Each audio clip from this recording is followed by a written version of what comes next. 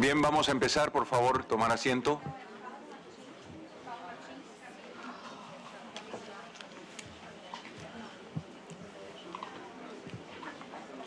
Le damos la bienvenida a la delegación de los peticionarios y del Estado de Brasil. Soy Francisco Iguren, me corresponde presidir esta sesión, mi condición de primer vicepresidente de la Comisión y de relator para Brasil. Me acompañan en la mesa la comisionada Margaret May Macaulay, segunda vicepresidenta, el doctor José de Jesús Orozco, comisionado expresidente, y el relator especial para libertad de expresión, señor Edison Lanza. Vamos a dar inicio entonces a esta sesión, cediendo la palabra por el término de 20 minutos a los peticionarios. El tema de esta sesión tiene que ver con protestas estudiantiles y sus derechos. En Sao Paulo hará uso primero de la palabra por 20 minutos los peticionarios y luego por un término similar la representación del Estado. Les dejo en el uso de la palabra. Agradeceré que las delegaciones y quienes intervengan se presenten tanto para conocerlos como para efecto de la grabación. Muito bom dia, senhores comissionados, senhora comissionada, estimado relator especial, prezados representantes do Estado brasileiro. Meu nome é Paula Martins, eu sou diretora da organização Artigo 19 Brasil. Essa audiência temática ela é solicitada conjuntamente pelo Artigo 19 e pelo Comitê de Pais e Mães em Luta, como já mencionado, para tratar especificamente sobre a situação das manifestações realizadas por estudantes do ensino secundário no Brasil no último ano e as reações relacionadas a essas manifestações. Estão aqui ao meu lado e compõem essa mesa Tereza.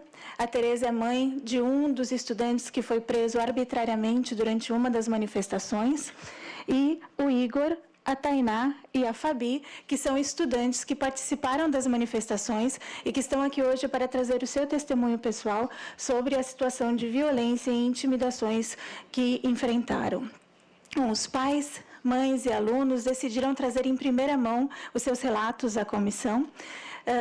Nós, do Artigo 19, apoiamos essa decisão e fizemos uma sistematização das principais violações observadas, e essa sistematização será apresentada pela minha colega Camila Marques, e essa sistematização ela tem por objetivo evidenciar exatamente que o que ocorreu com os estudantes, infelizmente, não foi um fato isolado, mas demonstra, mais uma vez, uma persistente e sistemática situação de restrições e uso abusivo da força contra protestos no Brasil. E começaremos então com a exibição de um vídeo com imagens de alguns dos protestos. A polícia dialoga, a polícia conversa, a polícia pede para as pessoas saírem, a polícia dá tempo para as pessoas saírem, a polícia ela faz todo o trabalho, ela é capacitada, treinada, tem paciência. Você está pensando que eu sou trouxa, hein? Você já viu isso aqui já? Você já viu isso aqui? Você sabe para que presta isso aqui? Mexe com polícia então, seu bosta!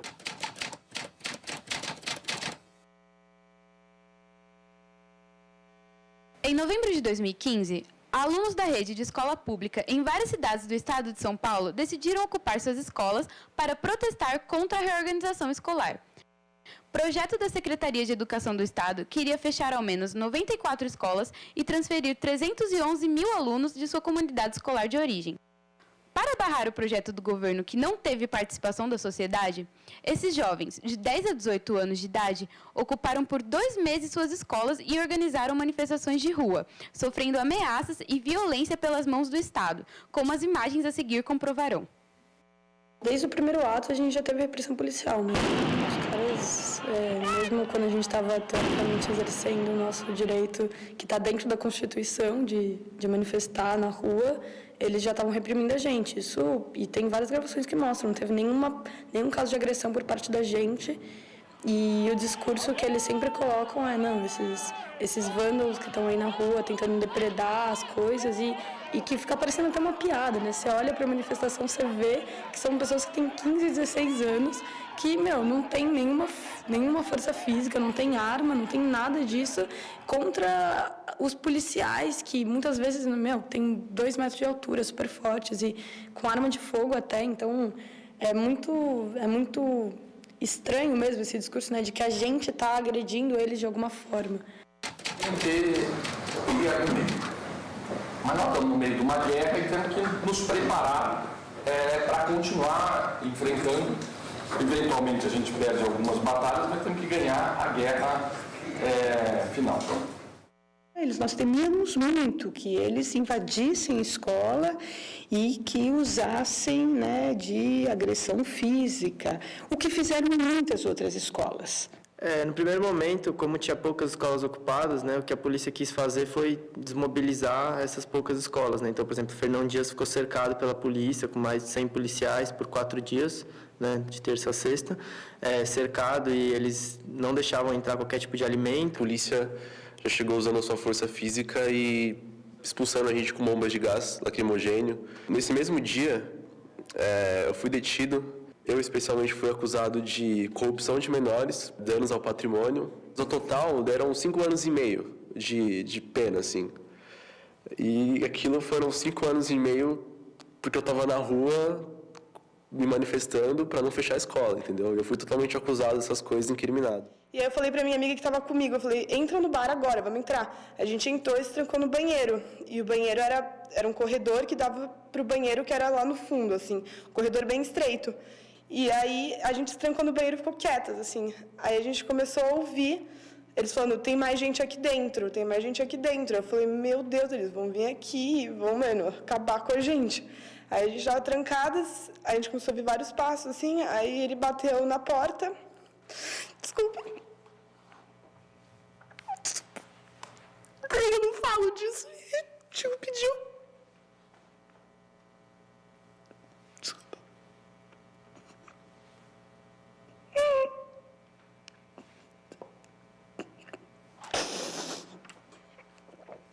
E aí ele bateu na porta e a gente abriu. E aí ele falou, vocês tinham que ter corrido. E aí eu falei, moço, a gente tava tentando fugir. E aí ele falou, então é pra vocês saírem daqui agora, pra vocês correrem, seus vagabundas. E aí quando a gente saiu do banheiro, o corredor tava lotado de tipo, uns policiais gigantes, assim. E aí eu falei, tipo, passa na minha frente, Maria. E ela passou, ela começou a passar por esse corredor e eles começaram, mano, bater nela. Eu virei pra trás e falei, o que vocês estão fazendo? E aí eles começaram a bater na gente. A gente teve que passar por esse corredor apanhando. E a gente saiu correndo do bar. Ninguém fez nada, as pessoas do bar.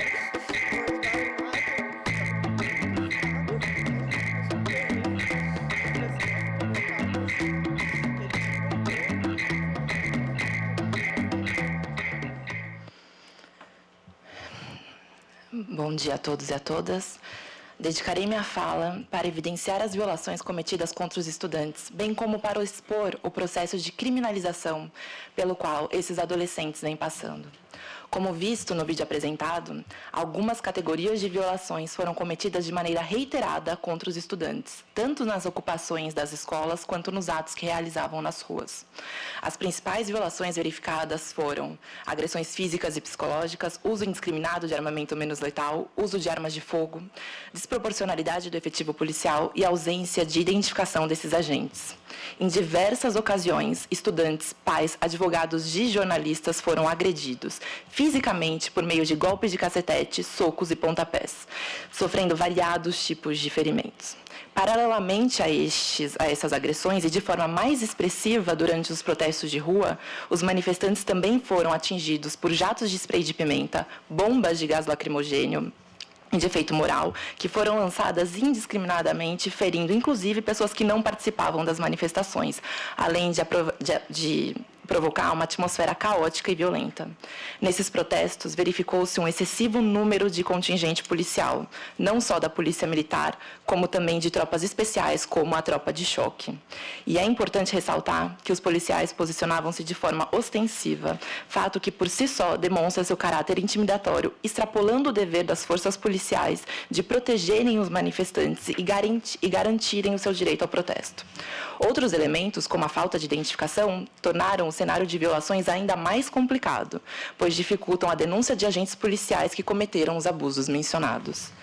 É importante pontuar também que esse conjunto de práticas é frontalmente contrário à Convenção Americana de Direitos Humanos, violando explicitamente o seu artigo 13 e aos padrões interamericanos que já afirmaram que manifestações constituem elementos vitais necessários ao funcionamento adequado de um sistema democrático, que inclua todos os setores da sociedade. Violam ainda padrões específicos no que diz respeito ao não uso excessivo da força contra manifestantes e sobre a necessidade de protocolos de uso da força e armamento menos letal. Por fim, cabe ressaltar também que os direitos concedidos especialmente a crianças e adolescentes pelos padrões interamericanos foram feridos, uma vez que, por meio das violações citadas, não se observou o dever geral do Estado de garantir a proteção e o pleno desenvolvimento físico e mental de crianças e adolescentes, assim como foram desrespeitadas vedações específicas como a condução coercitiva em compartimentos fechados de veículos e o uso desnecessário de algemas. É importante ressaltar que, ainda que, como se busca demonstrar, as violações perpetradas sejam recorrentes no contexto de protestos no Brasil, nesse caso, as vítimas dos abusos foram, em sua maioria, crianças e adolescentes, estudantes menores de idade, sobre os quais recaem direitos e garantias especiais, tanto no que diz respeito à proteção da integridade física e psíquica, como especificamente sobre a liberdade de expressão garantida pelo artigo 13.1 da Convenção sobre Direitos da Criança. Para além da sua gravidade em si, as violações tiveram respaldo institucional e articulação junto a outros atores do Estado que extrapolam as forças de segurança, na medida em que, de um lado, justificou-se a violência policial sob muitos pretextos, como a garantia do livre fluxo das vias urbanas e a garantia do livre trânsito, de outro lado, ocorreu um processo de criminalização dos estudantes para além das ruas, por meio de detenções arbitrárias, irregularidades nas delegacias, abertura de investigações sem indícios e provas concretas, impedimento de registros de violações e práticas de vigilantismo. As detenções, em muitas ocasiões, ocorreram de forma violenta e sem justificativa legal, em especial acusações relativas a crime de desacato, cuja manutenção nas legislações penais domésticas é amplamente questionada pelos organismos internacionais. Contudo, ainda assim, verificou-se acusação por crime de desacato contra muitos estudantes e contra ao menos um professor e um jornalista. Outras irregularidades procedimentais também foram cometidas nas delegacias, o que contribui para o cenário de constrangimento e insegurança na medida em que representam possíveis implicações criminais àqueles que participam das manifestações e cria, assim, um cenário de forte intimidação, violando o direito à livre manifestação dos estudantes. Por fim, notou-se tentativas reiteradas de justificativa institucional dos atos repressivos sob o pretexto de garantir outros direitos, como a já citada manutenção do trânsito urbano. Entretanto, de acordo com os padrões internacionais, em especial desta Comissão Interamericana de Direitos Humanos, não é possível justificar a completa supressão da liberdade de expressão por conta da garantia do livre tráfico de veículos e pessoas. A Comissão Interamericana já enfatizou que o direito à liberdade de reunião não é incompatível com a ordem pública, pelo contrário, ressalta que esse argumento não pode ser invocado como restrição legal à liberdade de expressão e que deve estar sempre sujeita a um juízo de ponderação de princípios. O cenário brevemente pontuado e que será complementado com relatos pessoais demonstra a sistematicidade das violações à Convenção Americana e aos padrões interamericanos no que diz respeito ao direito ao protesto no Brasil. Por meio de 2 relatórios, o artigo 19 já coletou e analisou informações de mais de 1.500 protestos no decorrer de cerca de 3 anos e constatou a prática reiterada de todas as violações descritas nos movimentos dos estudantes secundaristas, revelando que, mais do que ocorrências isoladas, temos um verdadeiro contexto sistemático de violações ao direito de protesto. E ainda, essas análises evidenciam o processo de criminalização pela via institucional, conclusão sustentada pelos recentes episódios de repressão às manifestações dos estudantes. Tal contexto sugere a importância da reafirmação dos padrões interamericanos, os quais o Brasil está vinculado, e que se assegure os direitos fundamentais a todos e todas, com especial atenção às crianças e adolescentes em fase de formação. Bom dia a todos os comissionados e comissionadas. Meu nome é Tereza, sou mãe de secundarista e faço parte do Comitê de Mães e Pais em Luta.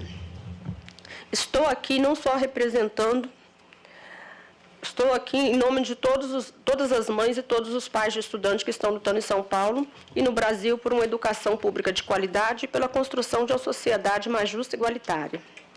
No dia 23, de novembro de 2015, ocorreu uma decisão histórica no Tribunal de Justiça de São Paulo que deu direito aos estudantes de permanecerem nas escolas ocupadas como forma de protesto. Mesmo assim, as violações continuaram. Em 2016, elas se intensificaram.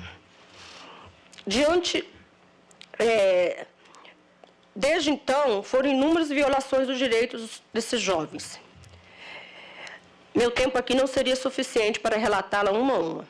Vou falar do meu filho. Assistindo a TV ao vivo, meu filho ser algemado e preso.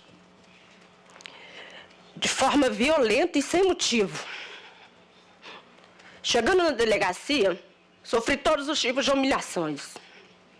Um dos policiais apontava o dedo para todos nós, dizendo: eu te conheço de algum lugar. Você mora onde? Você trabalha em tal rua? Falando que o delegado que ia fazer uma queixa contra o policial que agrediu meu filho, ele chamou o policial agressor, e o policial agressor fez ocorrência contra o meu filho por desacato e por desobediência. E falou que o meu filho estava ferido porque se jogou e debateu no chão. O ferimento do meu filho era aqui no ombro. Daí em cima, ele se jogou e se debateu. O delegado me impediu de fazer o boletim de ocorrência. Falou que na delegacia dele, quem mandava era ele. Se eu quisesse, eu fosse o juiz para me defender. E que lá o que os policiais falaram estava falado. Isso aconteceu em várias vezes que os meninos foram fazer ocorrência na delegacia de São Paulo, os policiais se recusaram a fazer e me ameaçando a prendê-los.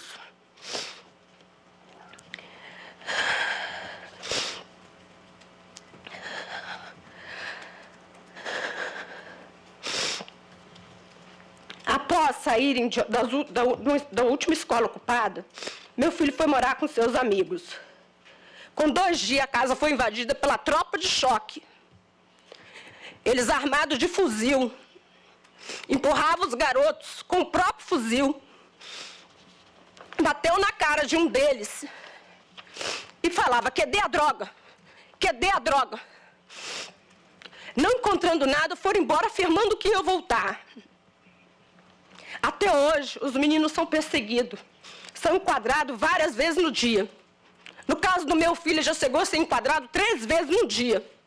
1 hora pela rota, 1 hora pela tática, 1 hora pela polícia militar. Nos enquadramentos realizados, a polícia tem tirado fotos dos meninos, pegado seus endereços, exigindo dele para eles relatar qual o caminho que eles fazem no dia. Assim dizendo que sabia onde eles moravam e tinha foto deles. Eles estão fazendo um banco de dados dos meninos. Assim, até um promotor de justiça falou para mim mesmo, quando eu fui fazer uma denúncia, que eles fizeram um banco de dados, que esse banco de dados vai permanecer na delegacia e no celular próprio de um dos policiais, para mostrar às pessoas que são crimes de violência na região. E se esses menores forem identificados, eles vão ser processados, criminalizados, por uma coisa que eles não cometeram. Nós, mães e pais de jovens, vemos que o Estado brasileiro se omite covardemente dar respaldo a uma polícia que mutila, prende sem justificativa, humilha e, como se sabe, mata nossas crianças e nossos jovens. Quando a polícia lhe espanca com cacetete, quando lhe segue e asfixia com gás lacrimogêneo, ela não está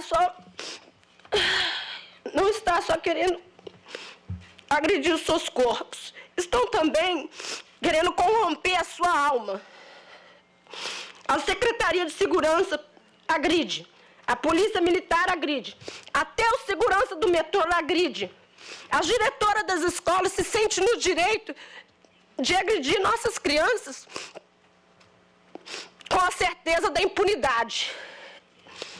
Como posso ensinar o meu filho a valor da civilização e da justiça. Como nós, mães e pais,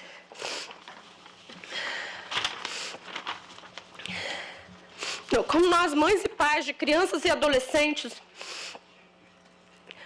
brasileiros, podemos convencê-los de que a base da sociedade deve ter, na humanidade, o respeito e o diálogo. Se nós e eles somos vítimas diariamente da desumanidade. E é diariamente mesmo. Bom dia, comissionados e comissionadas. Eu sou Igor Miranda, tenho 17 anos e sou estudante secundarista. Nós, estudantes que estivemos protestando para que nossas escolas não fossem fechadas, conseguimos o apoio do movimento de mais de 500 pessoas, que por meio de uma campanha coletiva independente viabilizaram nossa vinda. Pessoas que acreditam na importância de estarmos presentes para fazer essa denúncia. Por isso sabemos o tamanho dessa responsabilidade. Estamos aqui, comissionados e comissionadas, secundaristas que lutaram bravamente para barrar um projeto que iria precarizar ainda mais a educação pública em nosso estado. Por lutar por um direito humano, fomos torturados psicologicamente, agredidos, cercados em nossas próprias escolas, sufocados, perseguidos e presos por uma polícia que tinha como ordem para oprimir e gerar medo. Em um dos atos de rua, um policial falou que não queria bater na gente, mas a ordem era claramente essa, e assim foi feito. Na escola em que eu ocupei, havia um cordão de isolamento de mais de 150 policiais, que impediam nossa conversa com pais e advogados. E não permitiam a entrada de alimentos. O conceito de se proteger alguém deve ser estudado pelo Estado brasileiro. Não conseguimos compreender como a polícia é capaz de agir com tanto ódio contra nós, estudantes que poderíamos ser seus filhos. No dia da prisão do filho da Tereza, narrado há pouco, eu estava presente e vários de meus companheiros foram acusados de desacato e detidos de forma extremamente violenta. Me senti impotente diante de tanta injustiça e barbaridade, mas esse sentimento nos moveu a continuar na luta e estar aqui hoje. Apesar de toda a truculência... Lamentablemente, he dado un tiempo más de un minuto, su tiempo ha concluido, lamentablemente. Okay. Paso la palabra al Estado de Brasil.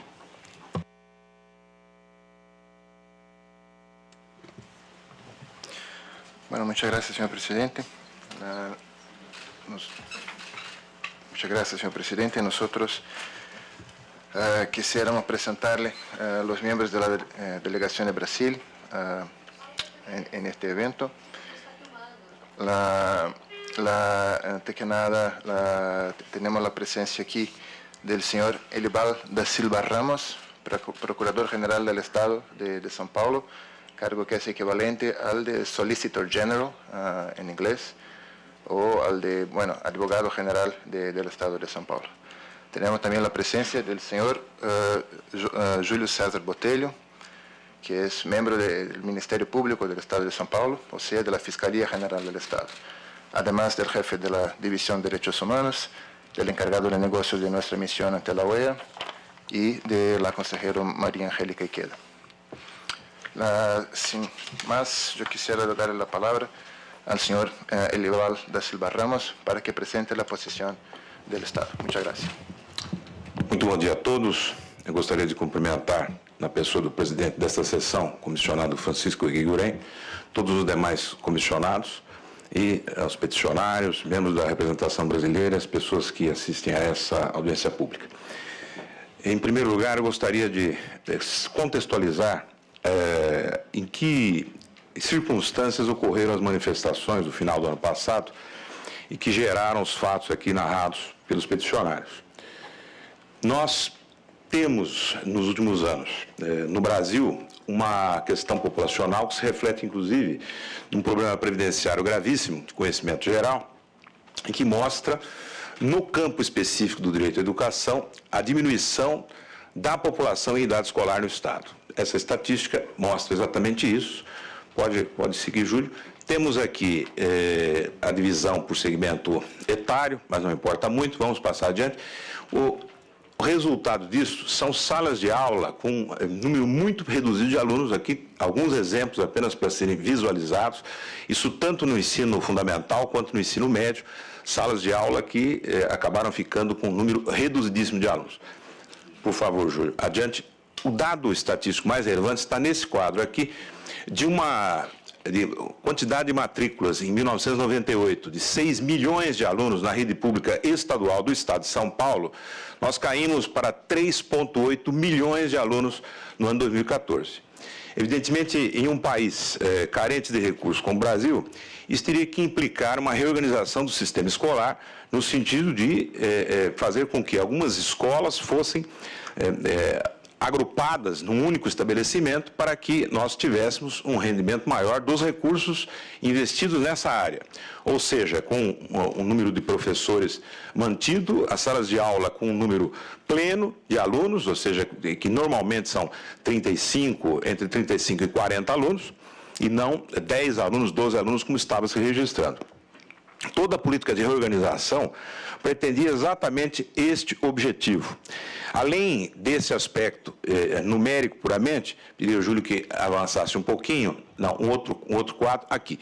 Nós temos uma relação entre as escolas de segmento único, como nós chamamos, as escolas só voltadas ao ensino médio ou ao ensino fundamental, ou às primeiras séries do ensino fundamental, e escolas combinadas, em que esses três segmentos existem juntos. O que se verifica é um rendimento escolar nos anos iniciais, quando há os três segmentos, menos 8,4% em relação ao segmento único, quando se reúne, ou quando nós temos apenas um segmento na escola, o rendimento é 5,1% superior. Isso nos anos finais, menos 4%, quando nós temos os três segmentos reunidos, quando se trata de segmento único, 10,5% superior. E no ensino médio, o dado é até mais expressivo, uma diferença de 28,4% no total, em relação ao rendimento escolar. Então, daí a ideia de fazer a reorganização, não apenas no aspecto quantitativo, mas qualitativo também. Escolas voltadas a um público, por exemplo, adolescente, majoritariamente, escolas de ensino médio, exclusivamente, tem um rendimento muito superior quando todos os segmentos são reunidos. Por favor, Júlio. Bom, nesse contexto, nós tivemos, de fato, parte da comunidade escolar, especialmente dos alunos, alguns pais de alunos também, que não concordaram com essa política, no que é um direito absolutamente reconhecido pelo Estado brasileiro, que haja discordância em relação às suas políticas públicas. Não é verdade que isso passou sem discussão na comunidade escolar, mas, de fato, saber em que medida a discussão foi suficiente ou não é um dado extremamente subjetivo. Foi levado à rede por professores, por diretores, existem mecanismos na legislação brasileira, órgãos dentro das escolas para fazer essa discussão. Mas não importa. As razões da divergência, se justas ou injustas, pouco importa. Existe o direito a divergir da política que foi implementada. O que não é direito fundamental em nenhum lugar do mundo é o direito de ocupar prédio público para levar suas reivindicações. As consequências dessas ocupações, que não constituem direito algum, a consequência disso foi, em primeiro lugar, depredação de prédios escolares, prejuízos da ordem de 2 milhões de reais que foram experimentados pelo Estado de São Paulo, em razão disso. Os professores dessas escolas não puderam ser avaliados num sistema de pagamento de bônus que é feito anualmente aos professores e foram eles próprios prejudicados. E mais do que isso, inúmeros outros alunos, que muitos deles não concordavam com as ocupações, mas que foram afetados, porque não poderiam ter suas aulas regulares. E lembrando aqui que a escola pública é voltada basicamente à população de renda mais baixa no Brasil. Então, pessoas que veem no direito ao ensino uma das formas de ascensão social tiveram esse direito negado exatamente a partir das ocupações. Não é verdade, também foi dito aqui, que o Tribunal de Justiça de São Paulo tenha concordado com essas ocupações. O que houve foi que a Procuradoria-Geral do Estado, o órgão por mim chefiado, ingressou com dezenas de ações de reintegração de posse. Em praticamente todas elas tivemos a liminar deferida. Esta liminar dava um prazo para desocupação pacífica. E esgotado esse prazo para desocupação pacífica, ficava autorizado o uso da força policial para a desocupação, como ocorre em qualquer ordem judicial, em qualquer país do mundo. Entretanto, o Estado de São Paulo, entendendo que isso poderia gerar um conflito dentro da escola, e que escola não é lugar de conflito com forças policiais, não efetivou nenhuma dessas ordens judiciais de desocupação com o uso de força policial. Utilizou-se, sim, dos diretores de escola, professores, enfim, até mesmo comissões de pais que discordavam daquilo, tentando encontrar meios pacíficos de diálogo para a desocupação, que ocorreram em alguns casos. Algumas dessas escolas foram efetivamente desocupadas a partir desse diálogo. Em outras, isto não ocorreu. As cenas que nós vemos aqui, esses quadros, por exemplo, mostram salas de aula com acampamentos ali dentro, as pessoas, alunos dormindo lá, o que mostra, de fato, a total falta de condições para que essas escolas tivessem o seu funcionamento regular. Então, não se trata aqui do direito de se manifestar contra a política pública, mas sim de ocupar prédio público. É algo extremamente diferente. Passamos, então, no momento em que não houve esse conflito no ambiente escolar propriamente, e passou-se a uma outra estratégia da parte dos que se opunham à política. Foi exatamente como vemos a partir desse quadro, a ida às grandes avenidas de São Paulo, as principais artérias de São Paulo, no sentido de fazer uma manifestação, sim, mas já aí descumprindo aquilo que a Constituição brasileira estabelece a respeito desse assunto. A Constituição brasileira, a Constituição Democrática de 1988, reconhecidamente muito favorável aos direitos humanos, uma das mais completas em matéria de proteção aos direitos e garantias fundamentais, estabelece no seu artigo 5º, inciso 16, que todos podem reunir-se pacificamente, sem armas em locais abertos ao público, como são as vias públicas, independentemente de autorização, desde que não frustrem outra reunião marcada para o mesmo local, sendo apenas exigido prévio aviso à autoridade competente. Este prévio aviso não foi feito em nenhuma dessas manifestações. Aliás, eu diria que também a legislação do município de São Paulo, que regula esse assunto, prevê a mesma coisa, até com mais ênfase, dispõe que a Lei 12.151 de 1996, do município de São Paulo, prevê o exercício do direito de manifestação através de passeatas, desfiles ou qualquer tipo de concentração popular, mas a necessidade de informação prévia dos organizadores às autoridades de trânsito, com vistas a evitar o comprometimento de tráfego importante, especialmente em corredores que dão acesso a hospitais. Uma dessas avenidas que são aqui mostradas, essa exatamente que está agora sendo exibida, é a Avenida Paulista, onde ficam inúmeros hospitais no entorno. Portanto, pessoas perdem o direito à vida em função de manifestações não avisadas previamente. Claro que a Polícia de São Paulo teria que lidar com isso. Aí não é uma questão que envolva simplesmente professores, diretores de escola. Ela teria, como teve que fazer, ser chamada a desobstruir essas vias. Isso é algo extremamente complicado em qualquer país do mundo. A polícia, ela é crescentemente treinada. Evidentemente, o Estado não nega a necessidade de aperfeiçoamentos nesse campo. Tem procurado adequar a polícia, tanto em termos de equipamentos não letais, enfim, técnicas de persuasão.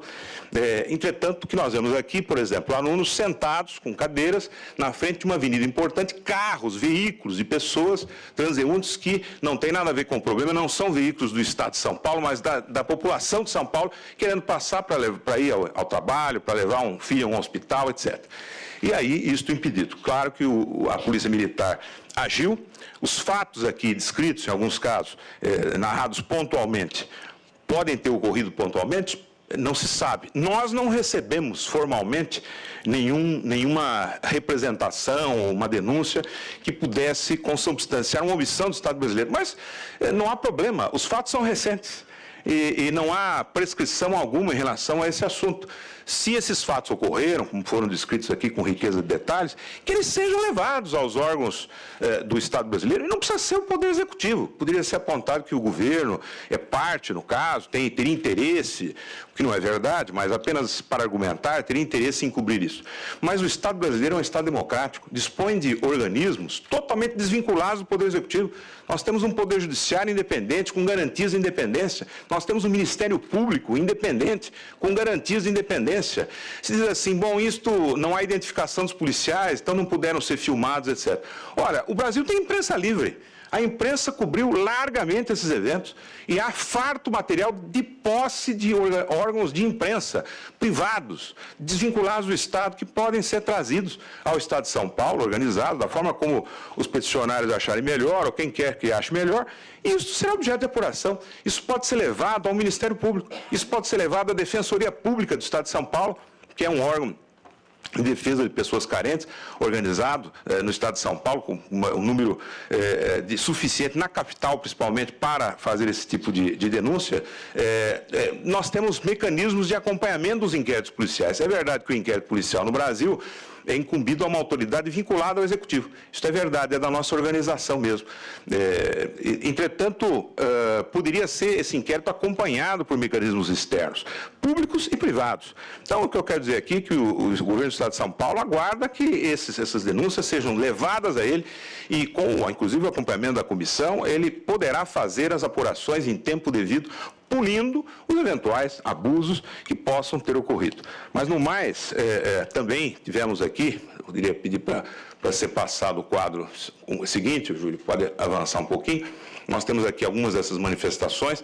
Em muitos desses casos, nós estamos vendo ali um ônibus atrás, as próprias pessoas privadas do ônibus ameaçaram, iniciaram um processo de altercação, de discussão com os alunos, então havia risco de agressões da população aos alunos, o que exigia a intervenção policial também. Mas vamos passar um pouco adiante. Em outros casos, em que essa manifestação transcorreu de forma absolutamente pacífica, e foi, acredito que a maioria desses casos, nós temos a própria polícia, por exemplo, aqui no caso, alguém que pediu para entregar aqui alimento, o policial está fazendo a entrega de alimento a alunos que estavam em um prédio ocupado. Então, em muitos momentos, ali, por exemplo, também há um ônibus, está se tentando evitar o confronto com o pessoal dos ônibus, a polícia simplesmente fazendo o acompanhamento. Claro que em outros casos os ânimos se acirraram e foram arremessados objetos em relação à polícia, etc. A reação foi proporcional a cada caso. Se houve abuso, esses abusos devem ser punidos de fato na forma da lei, na medida em que esses fatos sejam trazidos ao Estado. Queria que avançasse um pouco mais. Júlio, pois não. Assim, de fato, o que há também, em alguns desses casos, há infiltrações por parte de pessoas que não pertencem à comunidade escolar, nem pertencem, evidentemente, ao Estado, estranhos, é de conhecimento internacional a presença dos chamados black blocs no Brasil, que são pessoas que agem com violência nas manifestações, que não tem nada a ver com o movimento dos estudantes, mas que apareceram nessas manifestações, por exemplo, diante do Palácio do Governo, há aí cenas, isso pode ser trazido depois, eu não quis trazer aqui porque não diz respeito diretamente aos estudantes, mas aproveitaram a manifestação para, enfim, entrar em confronto físico com a polícia, tentando invadir, inclusive, o prédio da sede do governo. O que há é o respeito, ao contrário do que foi dito, o respeito ao direito de manifestação, mas nos termos da Constituição. Não há nenhum direito fundamental absoluto na Constituição brasileira, como nenhuma Constituição do mundo. Esse direito deve ser exercido nos parâmetros constitucionais. Deve ser exercido dentro da lei e, enfim, de forma pacífica. Esse direito também tem que ser compatibilizado, é claro, com o direito de outras pessoas, à saúde, à educação, ao deslocamento em vias públicas, etc. Quando há algum tipo de descompasso entre esses valores em conflito, é claro que o poder público tem que agir e deve agir, claro, usando a força proporcional, adequada aos diversos segmentos que estão em disputa. Eu pediria para passar ainda, há uma preocupação do Estado brasileiro em geral, do governo federal, aqui está a Lei Federal 9.394, é a Lei de Diretrizes e Bases da Educação Nacional Brasileira, ela prevê, enfim, vários, na verdade, direitos humanos, a questão dos direitos humanos tem uma abordagem transversal nos currículos das escolas brasileiras, quer dizer, ele deve estar presente em qualquer disciplina, sob óticas diferentes, tanto no estudo de línguas, quanto no estudo de história, então a questão da formação étnica do Estado brasileiro aparece, a questão da construção da democracia, enfim, todos esses assuntos são tratados em diversas disciplinas. Mas há, nos últimos tempos, principalmente uma preocupação do próprio Estado em que as forças policiais aprimorem essa formação. Então, é assim que a Polícia Militar, por exemplo, do Estado de São Paulo, no seu currículo de formação dos policiais, tem um tópico, uma disciplina sobre polícia comunitária e direitos humanos, que pretende fazer com que o agente policial, especialmente envolvido no policiamento comunitário, essa é uma outra política do Estado, tentar fazer com que o policial seja um policial fixo em determinadas áreas, com isso a comunidade o conhece melhor, ele conhece melhor as pessoas, então essa polícia comunitária tem recebido uma formação específica no campo dos direitos humanos. Esses últimos slides, na verdade, mostram, a partir de janeiro, o Estado de São Paulo tem um novo secretário de Educação, que está ali ao meio, exatamente, é o ex-desembargador, presidente do Tribunal de Justiça do Estado de São Paulo. Ele se aposentou na carreira da magistratura, ele é professor universitário, inclusive, na Fundação Armando Álvares Penteado, instituição privada, professor de ética, o desembargador José Renato Nalini, que é o atual secretário de Educação, e aí são reuniões que ele tem feito com a comunidade escolar, procurando, então, encontrar a melhor forma de discutir a reorganização. Esse projeto foi suspenso ano passado, não foi abandonado, porque é uma questão que não está resolvida, mas ele está sendo, nesse momento, discutido exatamente com a comunidade de forma mais intensa. Se houve alguma falha nesse sentido, está se tentando suprir, como mostram os slides, com que eu termino essa manifestação, agradecendo aos senhores comissionados, enfim, a oportunidade de apresentar uma visão, não diria contraposta, mas complementar àquela que foi trazida aqui, nos colocando à disposição para dados que não puderam ser trazidos aqui nesse momento. Essa manifestação escrita poderá ser depois encaminhada, bem como a impressão desses slides, mas também outras informações que os debates possam sugerir ao Estado de São Paulo. Muchas gracias.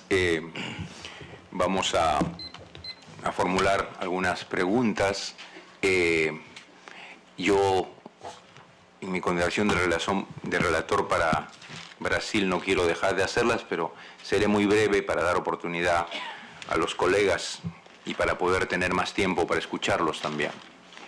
Hemos escuchado al Estado señalar que, de acuerdo al ordenamiento legal y constitucional brasileño, y como ocurre en muchos lugares, el derecho a la protesta o a la movilización no incluye el derecho a tomar posesión de locales o de locales públicos. Me gustaría conocer la reacción, el comentario frente a ese tema de los peticionarios.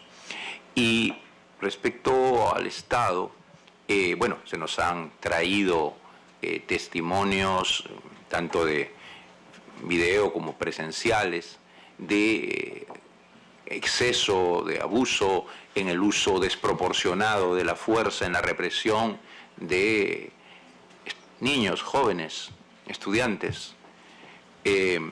Quisiera saber que no son, digamos, infiltrados ni personas que se aprovechan de la reunión, que sin duda pueden haberlos. Entonces yo quisiera saber de parte del Estado una explicación al respecto, lo que tengan que manifestar a la Comisión y a las víctimas de este tipo de maltratos y atropellos, y saber si a nivel de la acción represiva de la policía, tanto a nivel general como en casos o a partir de casos como estos, existe algún tipo de políticas de prevención para que no se den o no se repitan estos actos de violencia sin duda desproporcionada. Jesús, no sé si tú quieres preguntar algo, ¿no? Bueno, gracias, gracias, presidente. Bien, brevemente agradecer las participaciones y sin duda en relación con lo que ya preguntaba el relator respecto de este uso desproporcional de la fuerza ante el ejercicio del derecho a la protesta social pacífica. Y le preguntaría al Estado cómo consideran que debe ser la participación, la intervención de las fuerzas de seguridad, si están para proteger el ejercicio de ese derecho a la protesta social pacífica o para reprimir, porque si es para proteger, también en la línea que planteaba el relator, cuáles son las medidas concretas que se están adoptando para evitar este uso desproporcionado de la fuerza, qué medidas graduales diferentes al uso de la fuerza letal se estarían utilizando, y finalmente preocupó porque en alguna de las expresiones de las organizaciones peticionarias se hace referencia que da cierta criminalización de la protesta social, de que se les imputaba algunos delitos. Yo consultaría cuáles son precisamente, si se les estarían siguiendo algunos procesos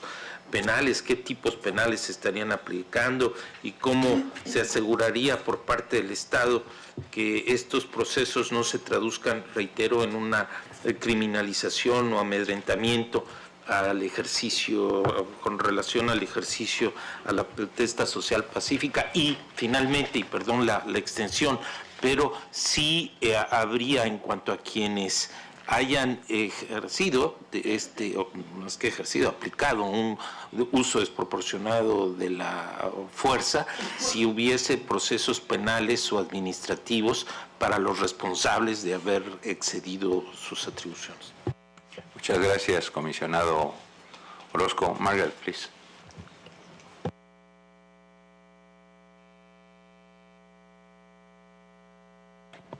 Thank you, Mr. President.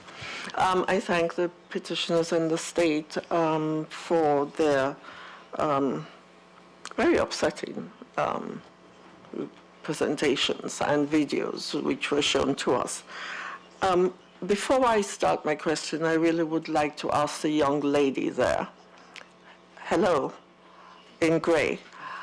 You were going to say something. Could you just say, in the space of 30 seconds, a synopsis of what you were going to say? You have looked upset throughout these proceedings, so I would like to hear your voice.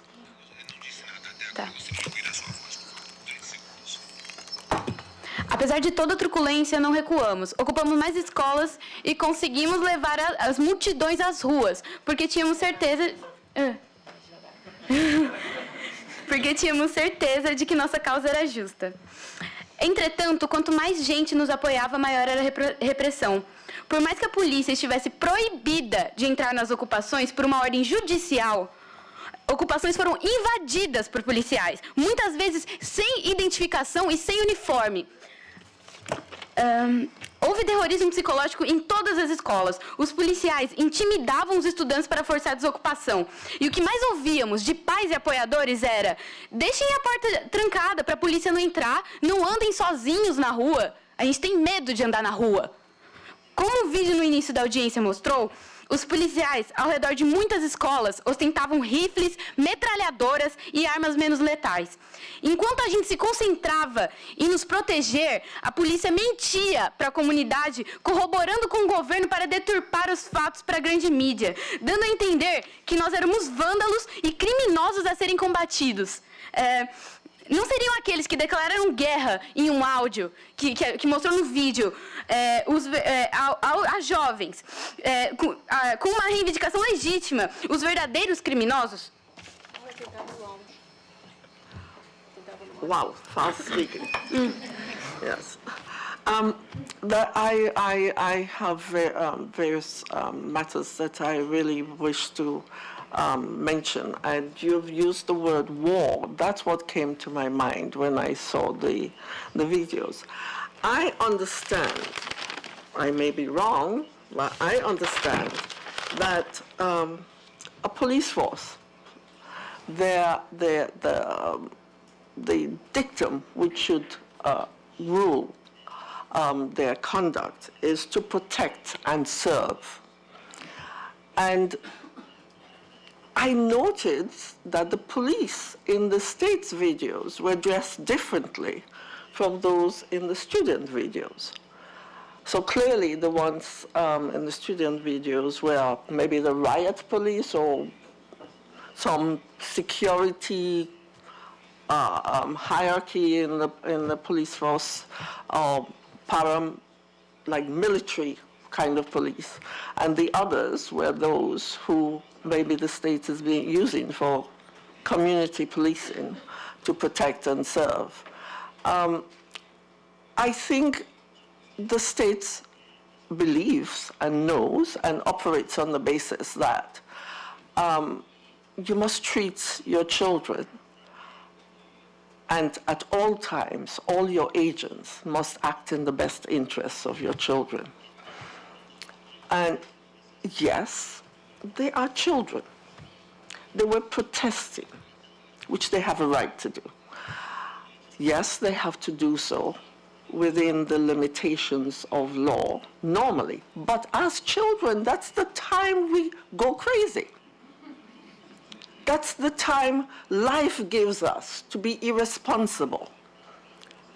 So wouldn't it have been better for the state not to bring in repressive police, not to bring in any arms towards them, but, Mr. Minister, that somebody like you goes to them and say, let me hear sensibly, quietly, your demands, your complaints, and so on. Because we all have examples around the world. When that happens, normally the protest fiddles away because they know their voice has been heard, and especially by a high official. But when the police are brought into it, you have human rights violations right, left, and center. And we have been told that no action has been taken against any of these officers. I saw some muscles on those officers that I wouldn't like to encounter. I mean, some of those are really weightlifting people. Right. I would like to ask you, what human rights training does the state give to its police officers, the different kinds of police officers that the state has? And you say, I saw the videos about the schools, the empty classrooms. That is extremely worrying. Why is that happening? And what is happening to the children who are not in schools? If the numbers have decreased, where are they? What are they doing? And what is the state doing to meet its obligation to respect the right of every child to have an education? If your numbers are decreasing, well, it would be interesting to know what is happening to them. And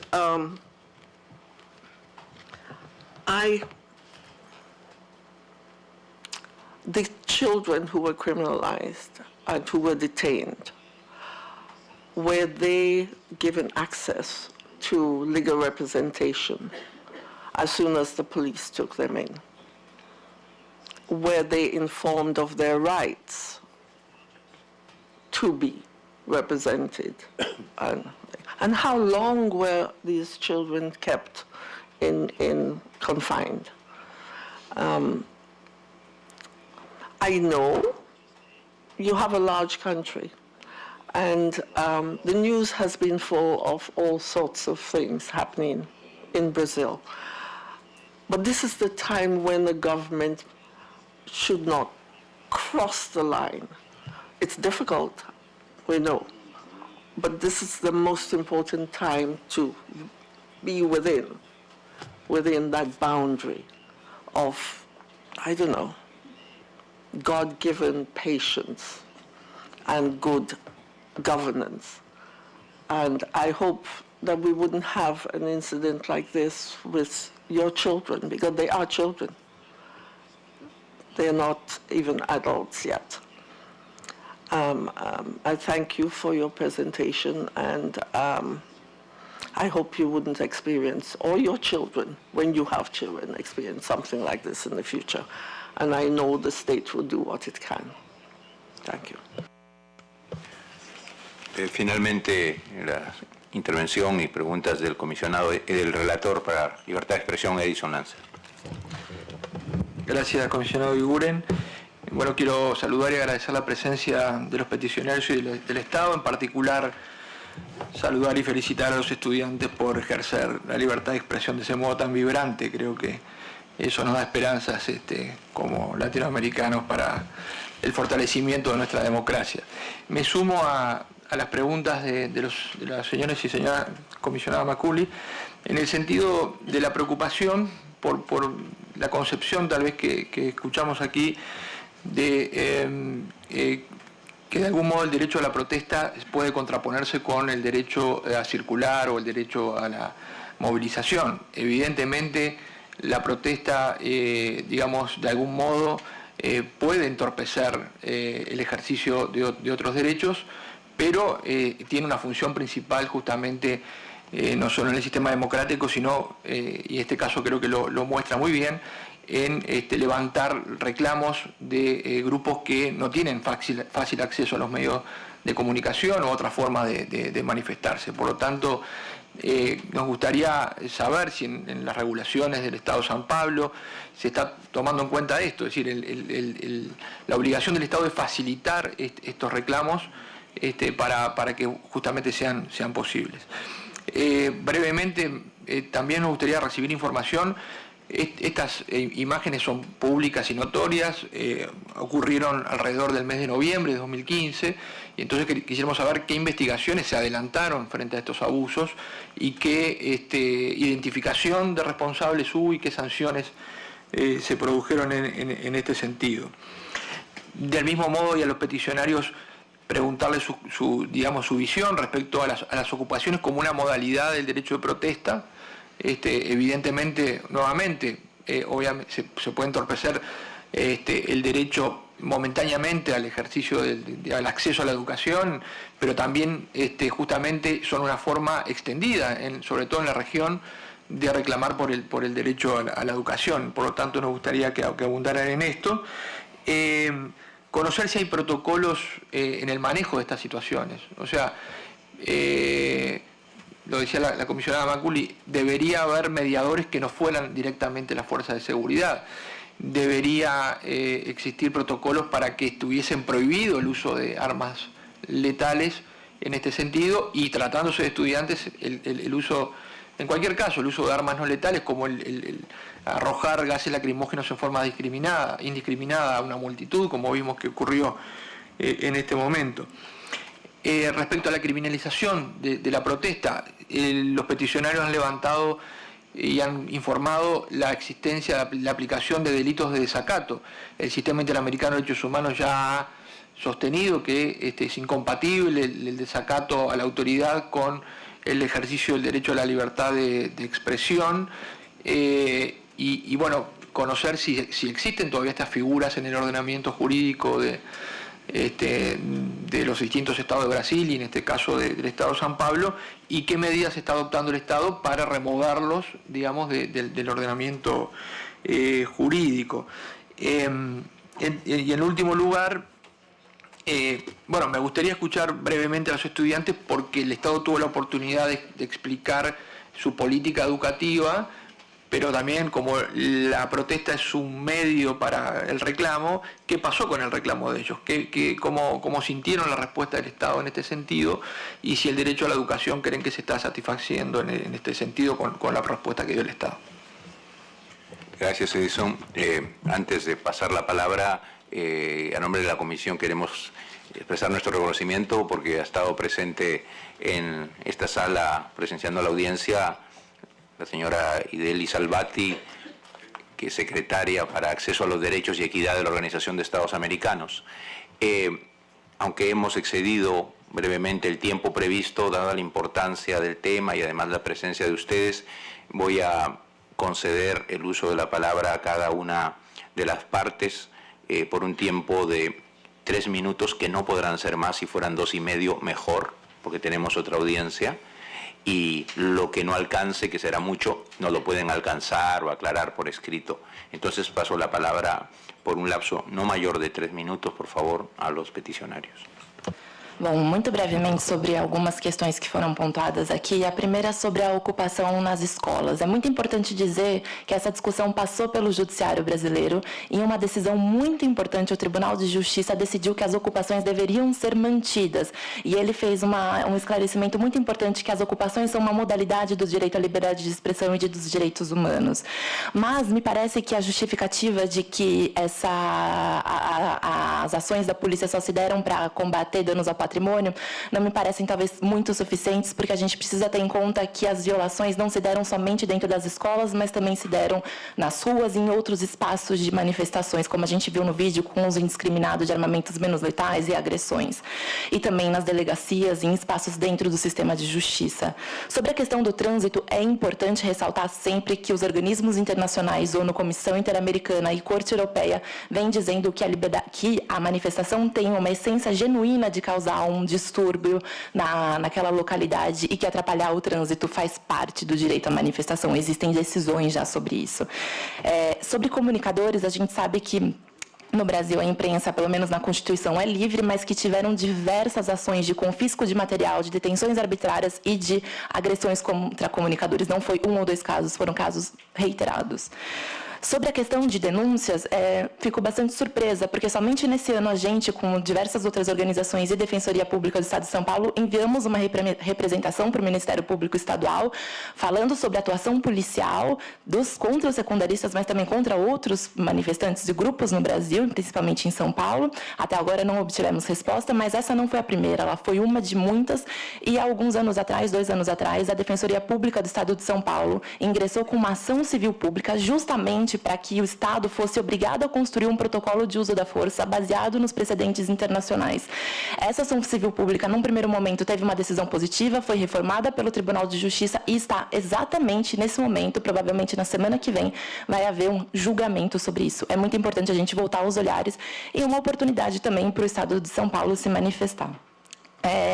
Sobre a questão e última questão das infiltrações dos black blocs, é importante dizer que ainda que haja uma postura isolada de manifestantes, essa postura isolada jamais justifica as violações em massa, conforme a gente viu nos vídeos e conforme foi relatado nos depoimentos. A situação que a gente tem hoje em dia em manifestação no Brasil, não somente em São Paulo, mas principalmente também em São Paulo, é que as violações se dão de forma desproporcionais e de forma desnecessária. Uma ação isolada e pontual não justifica o quadro de massacre a direitos humanos que a gente vive hoje.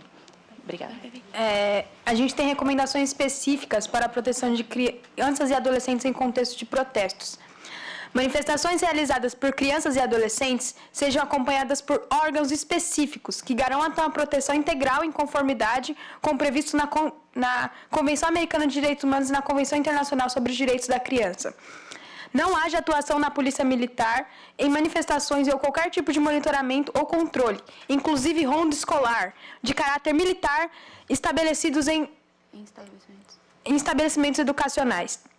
A polícia militar seja proibida de realizar registros de imagens de crianças e adolescentes para qualquer finalidade, inclusive para a manutenção de um banco de dados com estas imagens, bem como se abstenha de exigir a identificação de adolescentes sem previsão legal.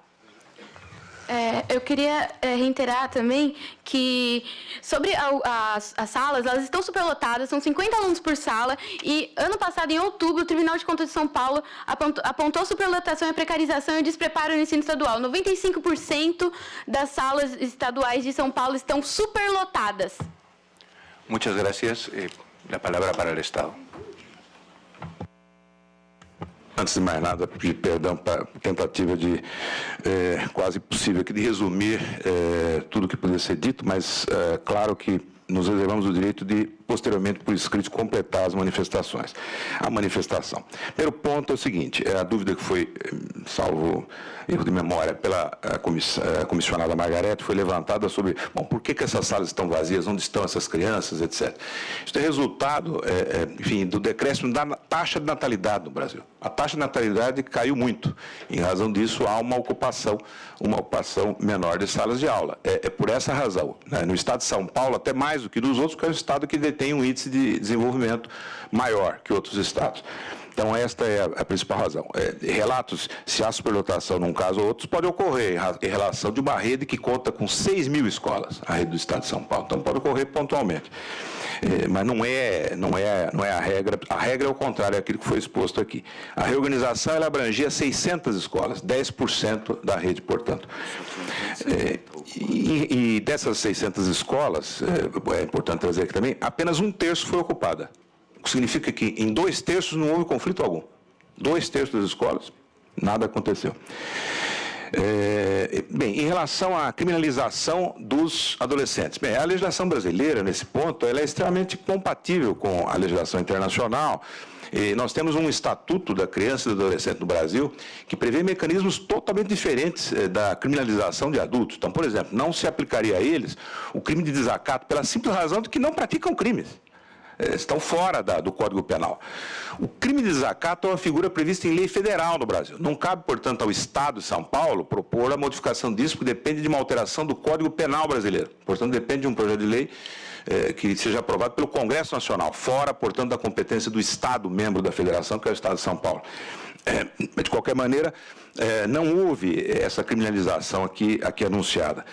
Quando esses jovens foram conduzidos, eventualmente, em razão do distúrbio, a autoridade policial conduz a uma delegacia de polícia, o que era feito era chamado o representante do Conselho Tutelar, que é o que prevê a legislação específica de crianças e adolescentes, e esses adolescentes eram liberados em seguida. Nenhum deles ficou detido. Nenhum deles sofreu processo criminal. Então, cabe aos peticionários trazerem. Que processo criminal foi aberto? Qual foi a detenção que ocorreu? Houve um BO, o boletim de ocorrência é um documento público. Se o delegado registrar falsamente, ele pratica crime. Isso deve ser trazido pelos peticionários. Em relação ao direito à ocupação, mais uma vez, o Tribunal de Justiça jamais assegurou isso. O Tribunal de Justiça pressionou, na verdade, um recurso. Havia um juiz que havia dado essa reintegração, essa ordem de reintegração. Houve um recurso especificamente em relação a algumas escolas da capital de São Paulo, não de todo o Estado em que ocorreram as ocupações. E mais, se tentou fazer ali um mecanismo de mediação. Foi perguntado aqui, bom, que mecanismos, não é, de diálogo, etc. Além da própria estrutura da Secretaria de Educação, o Judiciário tentou fazer isso. Eu vou lembrar aqui o seguinte, houve, e isso nós podemos comprovar facilmente, o Procurador-Geral de Justiça do Estado de São Paulo, que é chefe do Ministério Público do Estado, órgão independente do Executivo, marcou 2 audiências para receber os representantes dos alunos, seus pais, etc. E essas audiências foram vazias porque eles não compareceram para o diálogo. Para haver diálogo, é preciso que as duas partes queiram dialogar. Tem toda a razão a comissionada Margarete quando diz que são jovens, tem todo o entusiasmo da idade, que é aqui louvado. Eu acho que todos nós passamos por essa fase e participamos de alguma forma de situações desse tipo. Falo por mim, inclusive. Tudo tem uma forma de apresentar. Quer dizer, se do outro lado não há alguém para escutar, claro que a reação é outra. Mas, primeiro, os diretores foram utilizados nas ocupações, não a polícia, exatamente na tentativa de ter educadores tentando resolver o problema. E isto não deu resultado, porque eles passaram as ruas, saíram das escolas na medida em que o conflito não se estabeleceu. Esse é o fato que ocorreu. Em relação apenas para não deixar escapar a questão de práticas preventivas, é verdade que a democracia no Brasil é recente. Isso precisa ser dito aqui. A Constituição de 88, antes disso os registros de história democrática no Brasil são praticamente inexistentes, estão sendo no período de 46 a 64, então é um país que aprende a lidar com a democracia. E a polícia tem aprendido com isso também. Mas eu lembro só um exemplo recente da imprensa internacional. Nós tivemos 2 manifestações recentes com milhares de pessoas, uma a favor do impeachment do atual presidente e outra contrária. E a polícia fez o quê? Ela precisava tirar os manifestantes de um lado para segurar o direito dos outros. Usou jato d'água para fazer isso. Foi uma forma eficaz, possibilitou a manifestação contrária sem nenhum tipo de lesão às pessoas. Mas é apenas um exemplo. Muchas gracias. Reiteramos nuestro agradecimiento a las delegaciones de los peticionarios y del Estado y particularmente nuestra ilusión, nuestra alegría por la presencia de los jóvenes estudiantes, porque creo que esto muestra que nuestro sistema avanza, se extiende, da más acceso y confesar también que no saben el terrible castigo que es para alguien que ha dedicado su vida a la enseñanza tener que haber cortado el tiempo y controlar el tiempo. Son castigos de Dios que por algo lo mereceré, pero disculpas por ello. Termina esta audiencia y en 5 minutos empezamos la siguiente.